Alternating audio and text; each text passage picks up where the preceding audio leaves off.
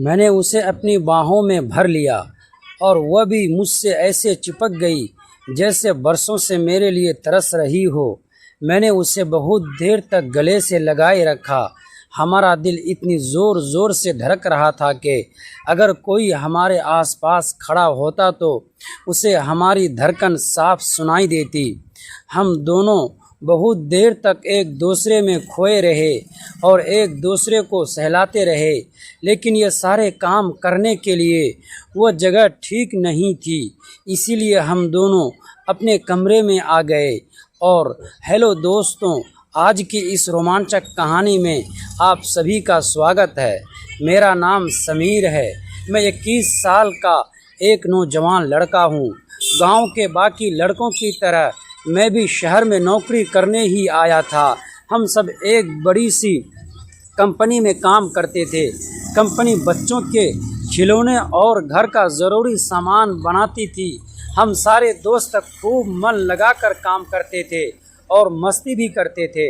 रहने के लिए हमने एक किराए का घर ले लिया था और कंपनी तक आने जाने के लिए कंपनी ने ही हमें एक बस दे दी थी। हमारी ज़िंदगी बहुत मज़े से कट रही थी और ज़िंदगी में किसी भी चीज़ की कमी नहीं थी। दोस्तों के साथ टाइम पास भी हो जाता था और काम करने में भी मन लगता था। एक दिन की बात है, पूरे दिन काम करने के बाद हमें पता चला कि कंपनी की बस ख़राब हो गई है, जिस वजह से नाइट शिफ्ट वाले लोग कंपनी नहीं आ पाएंगे और हम लोग वापस घर नहीं जा पाएंगे। हमारे मैनेजर ने हमसे कहा, अगर तुम लोग नाइट शिफ्ट वालों का भी काम कर लो तो तुम लोगों को डबल पैसे मिलेंगे। मैं दिन भर काम करके पहले से ही थक गया था। मैनेजर की बात सुनकर मेरा मूड और ख़राब हो गया। मैंने अपने दोस्तों से कहा, यार हम पूरे दिन से काम कर रहे हैं, अब मैं और काम नहीं कर पाऊंगा। मुझे बहुत थकावट हो रही है और नींद भी आ रही है। तब तक मेरा एक दोस्त बोल पड़ा, अरे यार हमें घर जाकर करना ही क्या है, 2-3 घंटे का काम और रह गया है, उसके बाद तो फिर सोना ही सोना है और ये काम हम फ्री में थोड़े ही कर रहे हैं, हमें डबल पैसे भी तो मिलेंगे। वैसे भी कल हम सब की छुट्टी है तो कल भी दिन भर सो जाएंगे। आज बस थोड़ी देर की ड्यूटी और कर लेते हैं, उसके बाद तो फिर मज़े ही करने हैं। उसने अपनी बात ख़त्म ही कर पाई थी, तब तक मेरा दूसरा दोस्त बोल पड़ा, समीर हम पूरा दिन काम ही तो करते हैं, अगर आज रात थोड़ा ज़्यादा काम कर लेने से थोड़ा ज़्यादा पैसे मिल जाएंगे तो इसमें बुरा क्या है। और वैसे भी हम इस शहर में पैसे कमाने के लिए ही तो आए हैं। मुझे अपने दोस्तों की बात सही लगी। उनकी बात सुनकर मैं भी नाइट शिफ्ट के लिए तैयार हो गया। नाइट शिफ्ट करने वालों को चाय नाश्ता सब कुछ मिलता था और ज़्यादा काम भी नहीं करना पड़ता था। हम सब ने साथ मिलकर सारा काम ख़त्म किया और हंसी मजाक में रात कब गुजर गई पता ही नहीं चला। काम ख़त्म करके हम सब वापस अपने कमरे में आ गए। आज छुट्टी का दिन था तो सब आराम करने में लगे हुए थे। दूसरे दिन नई सुबह हुई और हम सब फिर से काम पर पहुंच गए। कंपनी में जाकर हमें पता चला कि हमारी कंपनी को बहुत सारे ऑर्डर मिल रहे हैं। ज़्यादा ऑर्डर मिलने की वजह से हमें कंपनी में और भी ज़्यादा लोगों की ज़रूरत थी। धीरे धीरे हमारे मैनेजर ने लड़कियों को भी काम पर लगाना शुरू कर दिया था, पर लड़कियां केवल दिन में ही काम करती थी, क्योंकि रात में काम करना उनके लिए सुरक्षित नहीं था। कंपनी में लड़कियां आने की वजह से हमारा मन और भी ज़्यादा लगने लगा था। हमारे यूनिट में एक लड़की काम करती थी जिसका नाम मुस्कान था। वो बहुत ही सुंदर और प्यारी सी लड़की थी। मुस्कान बहुत ही मेहनती थी। वो कभी किसी काम के लिए ना नहीं बोलती थी और 2-4 लोगों का काम वो अकेले ही कर लेती थी। हमारी कंपनी को बहुत ज़्यादा ऑर्डर मिलने लगे थे, इसीलिए धीरे धीरे करके हमारी कंपनी में लोग बढ़ते ही जा रहे थे। पर अभी भी हमारी कंपनी को और ज़्यादा लोगों की ज़रूरत थी। देखते देखते काम इतना ज़्यादा बढ़ गया कि हम लोग रात में भी काम करने लगे। धीरे धीरे लड़कियों ने भी नाइट शिफ्ट करना शुरू कर दिया था। हमारी कंपनी की एक खासियत यह थी, पैसा भी अच्छा खासा देते थे और मेहनत भी करवाते थे।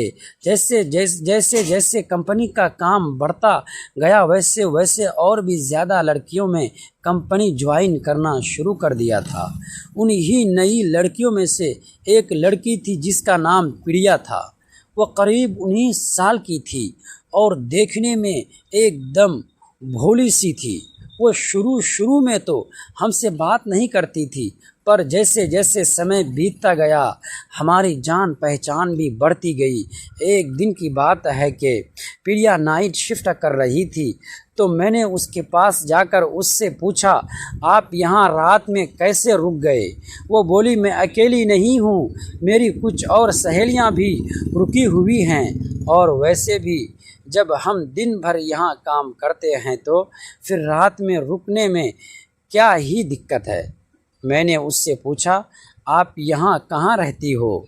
तो उसने कहा, मैं किराए पर कमरा लेकर रहती हूँ। हम बहुत सारी सहेलियाँ एक साथ गांव से आए थे और एक साथ ही कमरा लेकर रहते हैं। जब उसने अपने मोहल्ले का नाम बताया तो मैं समझ गया कि ये तो मेरे बगल वाले मोहल्ले में ही रहती है, पर हमारी कभी मुलाकात नहीं हुई। मुझे ये जानकर बड़ी खुशी हो रही थी कि प्रिया मेरे आसपास ही रहती है। धीरे धीरे हम दोनों में जान पहचान बढ़ने लगी। हम दोनों काफ़ी देर तक एक दूसरे से बातें करते करते थे। सच बताऊं तो मैं उसकी तरफ आकर्षित होने लगा था। वो मेरे बारे में क्या सोचती है मुझे ये तो नहीं पता था, पर मैं उससे प्यार करने लगा था। अब हम दोनों काफ़ी वक्त एक दूसरे के साथ बिताते थे। बाहर तेज़ बारिश हो रही थी। खिड़की के शीशों पर गिरती बूंदें अजीब सी बेचैनी पैदा कर रही थी। कमरे में हल्की रोशनी थी और हम दोनों एक दूसरे को ऐसे थामे हुए थे जैसे अगर एक ने दूसरे को छोड़ दिया तो शायद ये पल हमेशा के लिए ख़त्म हो जाएगा। मैंने धीरे से उसके चेहरे की तरफ देखा। उसकी आंखों में आंसू थे। मैंने घबरा कर पूछा, तुम रो क्यों रही हो? बताओ वजह क्या है? वो कुछ नहीं बोली, बस मेरी तरफ देखती रही। फिर अचानक उसने अपना चेहरा मेरे सीने से लगा लिया और धीमी आवाज़ में बोली, मुझे लगा था कि मैं तुम्हें कभी नहीं देख पाऊंगी। उसकी बात सुनकर मैं कुछ पल के लिए बिल्कुल खामोश हो गया। लेकिन तुमने मुझे बताया क्यों नहीं कि तुम इतनी बड़ी मुसीबत में हो? मैंने बेचैनी से पूछा। वो मेरी बाहों से अलग हुई और कमरे के दरवाजे की तरफ देखने लगी।